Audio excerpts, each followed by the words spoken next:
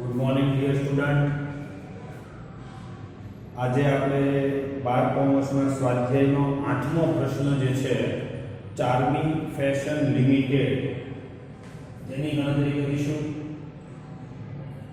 આપણા 12માનો સ્વાધ્યાયનો પ્રશ્ન 8 ચાર્મી ફેશન લિમિટેડની આમ નોંધ. ચાલો તમે પણ મારી સાથે ટેક્સ્ટ બુક અને કેલ્સી ચોપડો બધું લઈને બેઠા જશો. દાખલો પરફેક્ટ જોઈ લેજો. રકમ હું વાંચું છું. ₹200 ની મૂળ કિંમતના 10%ના 1,20,000 ડિબેન્ચર 10%ના પ્રીમિયમથી બહાર પાડ્યા. એક ડિબેન્ચરનો ભાવ ₹200 એવા 10%ની ઓળખ છે અને એવા ડિબેન્ચર 1,20,000 બહાર પાડ્યા.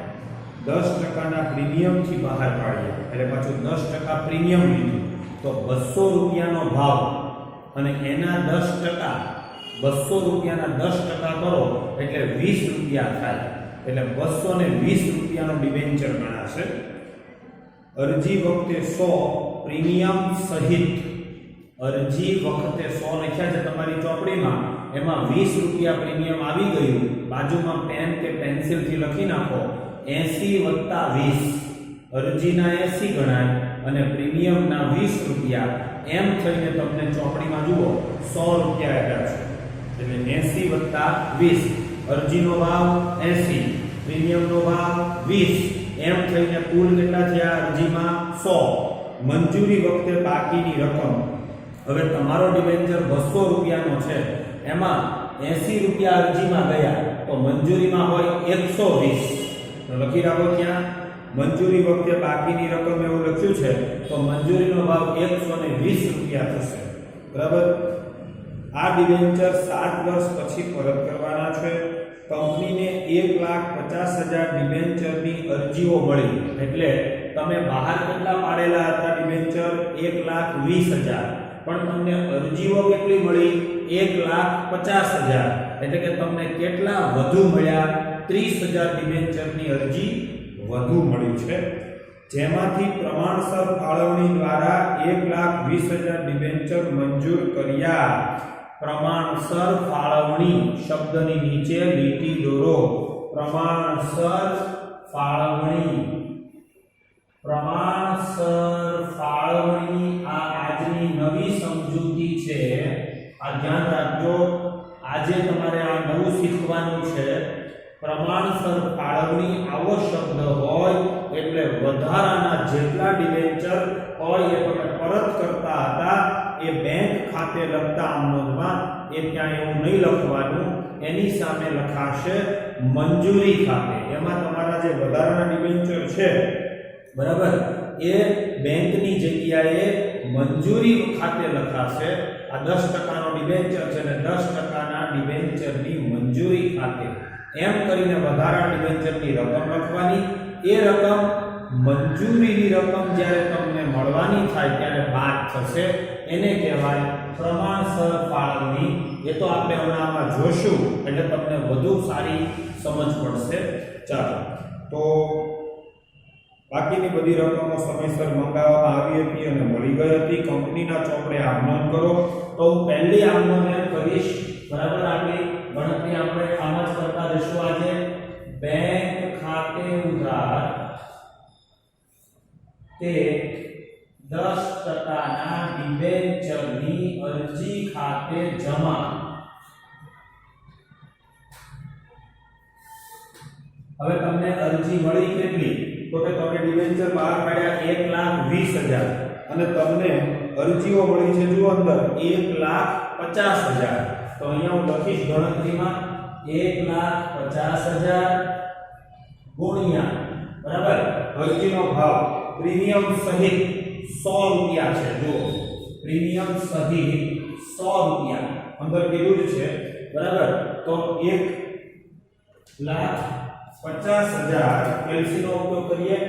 1,50,000 ડિબેન્ચર ગુણ્યા 100 = 1,20,000 50 લાખ રૂપિયા થયા 1 કરોડ 50 લાખ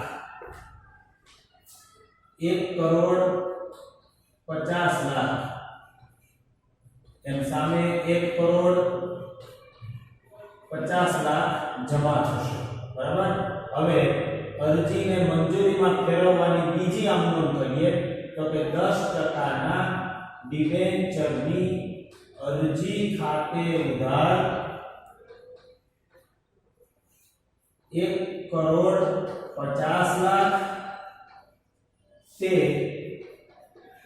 10% ના ડિબેન્ચર ખાતે તો કે તેની ગણતરી આવશે હવે આપણા મૂળ ડિબેન્ચરો તો કે 1,50,000 ની અરજી આવી પણ આપણે ડિબેન્ચર બહાર પાડ્યા છે 1,20,000 અને એમાં અરજીનો ભાવ 80 તે જામીનગીરી પ્રીમિયમ ખાતે જમા તો કે 1,20,000 ડિબેન્ચર ગુણ્યા પ્રીમિયમ કેટલું 20 અને તે વધારાના ડિબેન્ચર પરત કરવાના કારણ કે અરજી આવી 1,20,000 આપણે બહાર પાડ્યા 1,20,000 અને અરજીઓ મળી 1,50,000 એટલે વધારાના ડિબેન્ચર 30,000 આપણે 100 રૂપિયા લેખે પરત કરીશું અત્યાર સુધી એમ લખતા હતા તે બેંક ખાતે પરત કરીએ ત્યારે પણ જો ચોપડીમાં આ શબ્દ હોય પ્રમાણસર ફાળવણી તો એ રકમને તમારે મંજૂરી ખાતે લઈ જવી કેટલા ટકાનો ડિબેન્ચર છે 10%નો તો તે 10%ના ડિબેન્ચરની મંજૂરી ખાતે અને એમાં ગણતરી લખીએ તો કે 30,000 ડિબેન્ચર પરત થશે પૂરેપૂરા આપણે એના બરાબર 80 અરજીના અને 20 પ્રીમિયમના એટલે 100 રૂપિયા આપણે એને શું કરવા પડશે પરત હવે આ ગણતરી કરી લઈએ ચાલો કેલ્સીનો ઉપયોગ કરીએ આપણે તો આપણી પાસે 1,20,000 ગુણ્યા 80 1,20,000 ગુણ્યા 80 ઇઝ ઇક્વલ ટુ 12%ના 10% ડિબેન્ચર ખાતે જમા થશે 96 લાખ પછી જામીનગીરી પ્રીમિયમ તો કે 1,20,000 ગુણ્યા 20 ઇઝ ઇક્વલ ટુ આમાં જામીનગીરી પ્રીમિયમમાં જમા થશે 24 લાખ અને પરત જે કરવાના પણ પ્રમાણસર ફાળવણીની રીત છે એટલે પરત કરવાના ડિબેન્ચર લઈ જવાશે ક્યાં મંજૂરી ખાતે ફરી એકવાર ત્રીજી વખત કહું છું આ પરત કરવાના ડિબેન્ચર પણ પ્રમાણસર ફાળવણી આવો શબ્દ રકમમાં જો પરીક્ષામાં હોય તો તમારે એ રકમને મંજૂરી ખાતે બતાવવાની મેં બતાવી છે એ રીતે તો 30,000 ડિબેન્ચર ગુણ્યા 100 બરાબર એટલે ઇઝ ઇક્વલ ટુ આવશે 30 લાખ ટોટલ કરી શકીએ આપણે 30 lakh plus 24 lakh plus 96 lakh is equal to 1 crore 50 lakh સાથે અરજીનું સ્ટેપ પૂરું થઈ ગયું જુઓ હવે આપણી પાસે બીજું અને છેલ્લું સ્ટેપ આ રકમમાં બે સ્ટેપ છે અરજી અને મંજૂરી બરાબર આગળ વાંચો એમાં જુઓ મંજૂરી વખતે બાકીની રકમ એને મંગાવેલી અને મેં તમને લખાયું પણ ખરું 100 રૂપિયામાંથી 80 રૂપિયા તો બરાબર અરજીમાં ગયા એટલે મંજૂરીનો ભાવ ગણાય કેટલો 120 બહાર પાડેલા ડિબેન્ચર હતા 1,20,000 અરજી આવી હતી 1,50,000 એ હવે પરત ગણાય એટલે હવે આપણા મૂળભૂત ડિબેન્ચર ગણાશે 1,20,000 ઉપર મંજૂરીની રકમ લેણી થાય તો એની આમ નોંધ થાય બરાબર 10%ના ડિબેન્ચરની મંજૂરી ખાતે ઉધાર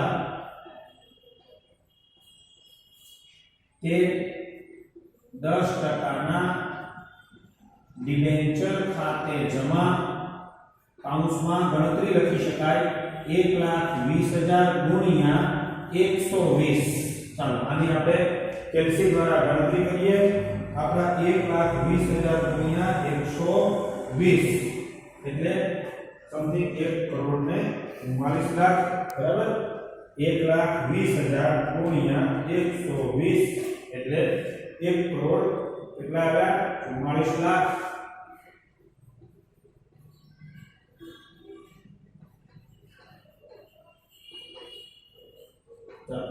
1,44,00,000 રૂપિયા આપને મળવા જોઈએ, પણ મળશે નહીં. કેમ? કારણ કે પ્રમાણસર ફાળવણીની રીતમાં વધારાના ડિબેન્ચર બેંક ખાતે ન લઈ જતા કયા ખાતે લખ્યા જુઓ, મંજૂરી ખાતે. તો આ રકમ હવે અહીંથી બાદ થઈ જશે એટલે બાકીની રકમ મળે. તો ચોથી અને છેલ્લી આમનો આ દાખલાની બેંક ખાતે ઉધાર તે 10% ડિબેન્ચરની મંજૂરી ખાતે જમા. એમાં 1,44,00,000 માંથી આ મંજૂરીની પ્રમાણસર રકમ જે છે વધારાની હતી એ બાદ કરીને લખવાના. આ યાદ રાખજો, આ 1,44,00,000 માંથી આ મંજૂરી ખાતેની પ્રમાણસર ફાળવણી જે છે 30,00,000 એ આમાંથી તમે બાદ કરી દો, બરાબર છે? એટલે તમારી પાસે વધે 1,14,00,000 સાથે બે સ્ટેપ હતા એ પૂરા થઈ ગયા. અહીંયા હું લખી દઉં 1,14,00,000 એટલે આ બે સ્ટેપનો દાખલો છે જે પૂરો થઈ ગયો. આ સાથે આ પ્રશ્ન નંબર 8 અહીંયા પૂરો થયો. ફરી એક વખત આ દાખલાની અંદર માત્ર બે જ સ્ટેપ છે, અરજી અને મંજૂરી. અરજીમાં પ્રીમિયમ છે એટલે 1,50,000 ડિબેન્ચર 100 ના ભાવથી અરજી મળી 1,50,00,000. એમાં આપણે 12 માત્ર પાડ્યા હતા 1,20,000 એટલે 1,20,000 ગુણ્યા 100 ની સાથે 20 રૂપિયા પ્રીમિયમ હતું તો 80 રૂપિયા ડિબેન્ચરના અને 20 રૂપિયા જુઓ જામીનગીરી પ્રીમિયમના. આમાં 96,00,000 અને 24,00,000. હવે 1,20,000 જ બહાર પાડ્યા, અરજી આવી 1,50,000 એટલે 30,000 આપણે પરત કરી દેવાના. એ બેંક ખાતે લખાય, પણ આમાં ચોખ્ખું ચોપડીમાં મેં લીટી દોરાવી, એમાં લખ્યું છે પ્રમાણસર ફાળવણીની રીતે મંજૂર કર્યા. એટલે તમારે આવો શબ્દ હોય ત્યાં બેંક ખાતે નહીં લખવાનું. એક્ઝામની અંદર ત્યાં તમારે શબ્દ વાપરવાનો 10%ના ડિબેન્ચરની મંજૂરી ખાતે, બરાબર? અને એ રકમ મંજૂરીની રકમ જ્યારે લેણી થાય એમાંથી બાદ કરીને બતાવવાની, કારણ કે આ વધારાની રકમ છે. મંજૂરી વખતે માઈનસ થાય એને કહેવાય પ્રમાણસર ફાળવણી. ઓકે, તો આ પ્રશ્ન અહીંયા પૂર્ણ થયો છે મિત્રો. હવે એના પછીનો એક પ્રશ્ન છે એ જોઈ લઈએ, પ્રશ્ન નંબર 9. ચાલો પ્રશ્ન નંબર 9 માટે ખાના કાઢી લઈશું. ત્યાં સુધીમાં પ્રશ્ન 9 ની તમે રકમ વાંચી લો. પ્રશ્ન નંબર 9 ની તમે રકમ વાંચી લો અને હું પ્રશ્ન નંબર 9 માટે અહીંયા ખાના બનાવી દઉં. આઈ થિંક લગભગ પ્રશ્ન નંબર 9 ની અંદર મિત્રો એક જ સ્ટેપ છે, માત્ર એક જ સ્ટેપ છે અરજીનું. બરાબર, ધ્યાનથી વાંચજો. સ્વાધ્યાય પ્રશ્ન 9 પાલનપુરની જાનકી માર્બલ લિમિટેડ. સ્વાધ્યાય પ્રશ્ન 9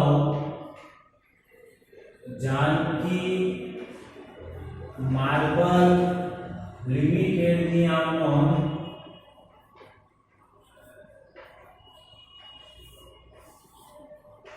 તારીખ વિગત ઉધાર અને જમા.